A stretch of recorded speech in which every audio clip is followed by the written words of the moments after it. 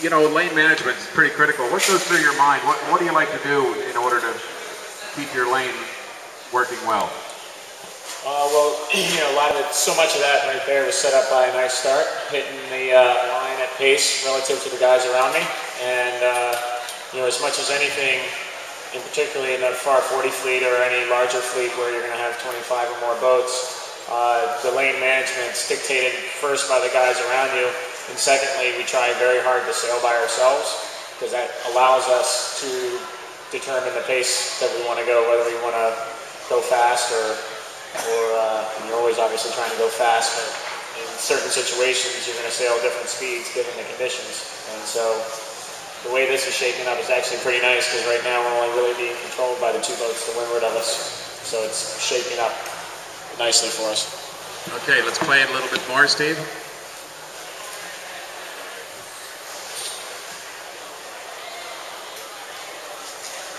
Can we go a little, let's move up the close to the weather mark. I think we had a timestamp that we were looking for. So what's cool here is we can say, okay, we'll let this play out a little bit, and we'll go to the next point of interest as we get reasonably close to the weather mark, and some critical decisions are going to get made, like ultra critical.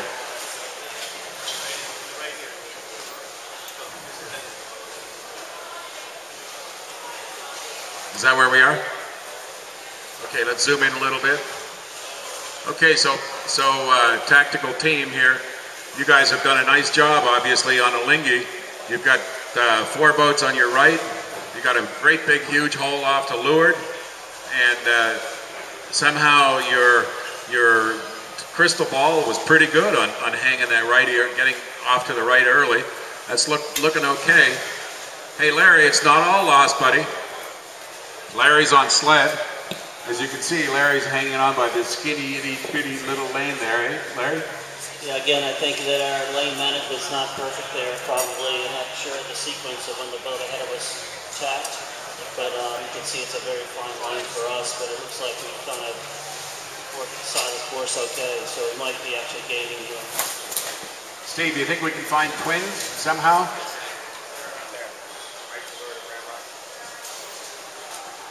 Okay, Terry, excuse me. Terry, you don't like? What's going through your mind right now in this? You got Neroni off to leeward, and yeah, it's probably just okay.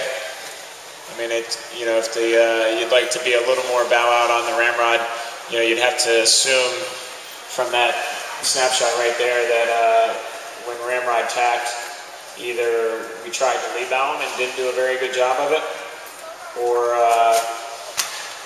yeah, I mean, I would suspect that we tacked when Neroni tacked. It's just okay. The one nice thing is Neroni's a good blocker for us, for anybody coming out of the right-hand side. And there's enough gauge there that we're still sailing our mode, but a little nervous about the amount of traffic that we're getting into.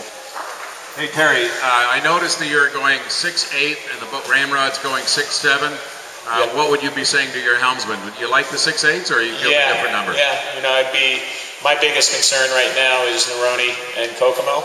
So I'm trying to work with the group around me, not going terribly slow, work with the group, but, you know, of Ramrod and Neroni, and making sure that we're getting across everybody to the right-hand side. So pretty happy with that. No need to work on height yet. Hey Paul, anything going? You've had a pretty easy go of it so far, Paul. Nice job. What's going through your mind? Well, I think what happened was, yeah, Neroni sails pretty high, and they had that good start. My guess is what happened is Ramrod was able to tack and cross Twins, and Twins tacked under, and Neroni saw both those boats coming on port and realized they could not force them or cross them on starboard, so they also tacked to leeward. And that just flipped the whole left-hand group over on the port, and now they're heading out. Neroni's got a really comfortable spot. They're going to cross Kokomo, and Malscazzone Latino is... Now remember, Malscazzone Latino had the best start of everybody. I don't know how many tacks we've got down here since the start, but, you know, the whole deck is flopped over, and it's pretty interesting to see how the left-hand boats have done a lot better. And In fact, I saw early on, this is a pretty interesting tactical point for everybody. Norwegian steam got flushed actually at the start, as did many of the people who went on port right away off the line. And Norwegian steam chose to foot through rather than tack onto port to clear their air. And they pay a big price for doing that. But obviously, the big picture tactics that they sorted out before the start was that the left was going to be good, as is often the case here at Key West. I think this wind direction is 79 degrees. I think that's what that 79 means in that little star up there, because you look at the axis of the course and look where north is. So this is a east-northeast wind, left is good in Key West. And so early in the piece, Norwegian steam, which was 4 lengths behind some of these guys, decided to foot through and keep the left rather than tack and get off to the wrong side of the course. They're going to probably, I don't know how this is going to pan out, but right now they're crossing a lot of people.